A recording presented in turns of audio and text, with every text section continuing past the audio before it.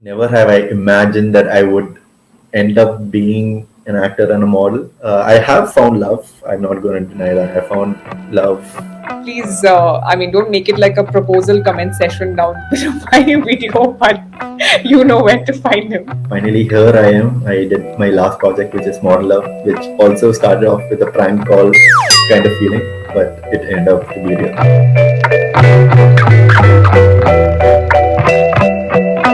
So, welcome back to my talk show, The Unscripted Perspective, a thought that is very deep rooted to celebrating our successes, our creative processes, our breakthrough journeys, and even the lessons learned from the obstacles faced towards achieving that one goal. I am going to be really excited to catch up with a fellow SRMite today.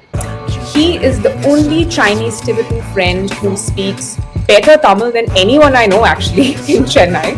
While I've always known him for his quirky moves and he's even been in India's, Got Talent, he has literally taken me off my chair with his debut into acting. I mean, I still don't believe it, honestly, but he has done some amazing films, be it Iruppu Kudirai, be it Enga Hostel, Raghu Tata, and of course, I am still reading about, what has this guy not achieved, and I'm just still shocked to this day, honestly. But I, in fact, happened to see him in Modern Love Chennai, and that's when I knew that, I had to reach out to this person and be like, wait, mister, what's been up?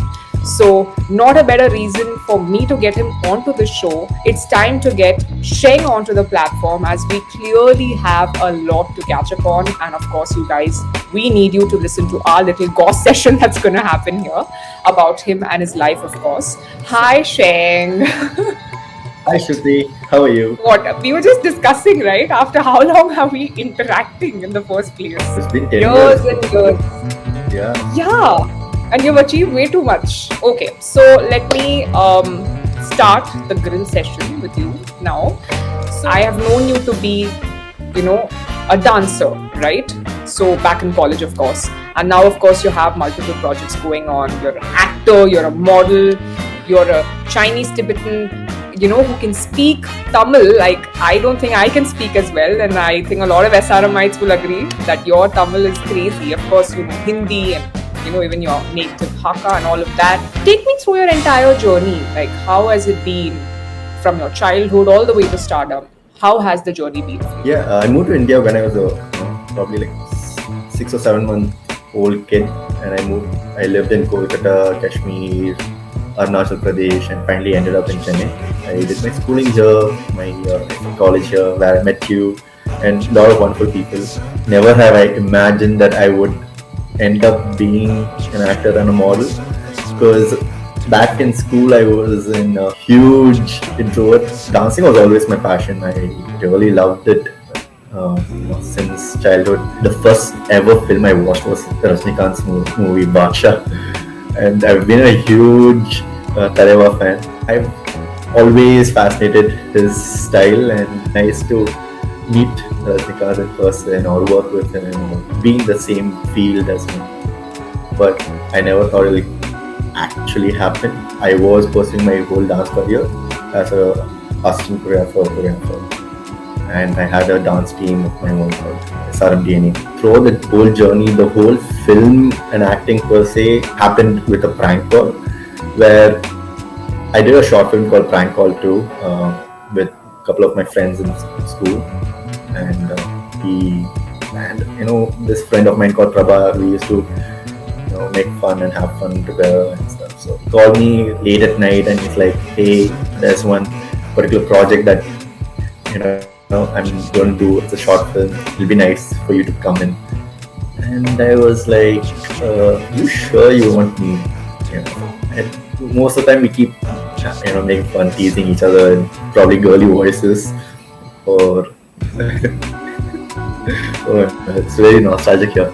But I gotta say, right from there, a lot of people started watching it, and I got a call for Iruppu Kudirai. Even when I got a call from them, it felt like it was a prank, because I mean, we are here in Chennai, we know our friends, and post that, I've been doing a lot of other projects like Katti, lot of cameo. Finally, here I am. I did my last project, which is Modern Love, which also started off with a prank call kind of feeling, but it ended up to be real. People should know that you were, a former supermodel,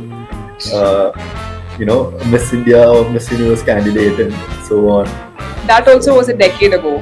I was going to ask you that what about, your love life, or the fact that Modern Love Chennai is something you've acted in.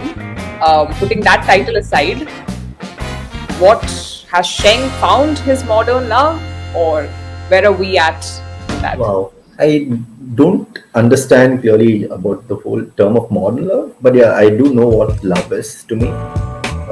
And there's something which I've always shared it with people, make it much more simpler. Love is more of a feeling with a choice, because again, when you look or watch Modern Love Chennai Margari episode where I am, that's the message that we also convey.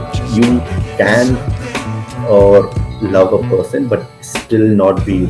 You just need to take it as a blessing and cherish all those moments, and keep in mind that there was a point of time where that's the person that you used to love. Falling in love, it's easy, but maintaining one is not. I have found love. I'm not going to deny that. I found love, within me. within. That's the best love. within. That's the Yeah, I mean, I found love within me. I found love within, from my family, from my past relationships, my friends. Yeah. So I think that's what love is for me. So, women watching us, this boy is absolutely single. Please, don't make it like a proposal comment session down below. But you know where to find him. Margari is what I've done, and I'm really glad to have worked in it because the entire team, the cast and crew, are all first timers. The director himself, his name is Akshay Sundar. He's an ad director, but it's his first ever film into the whole cinema industry, and he's done a brilliant job. Yes, absolutely. If you wouldn't have told me that everyone's debuting for this for the first time, they've created something so phenomenal, I would really be shocked, because it's great. And I think we are in a time right now where, of course, content is king, and those days are gone where you have to be kind of experienced to get your work showcased. You just need to have the spark and the talent, and of course OTT has made that a lot more possible now. A lot of people were not getting the limelight before.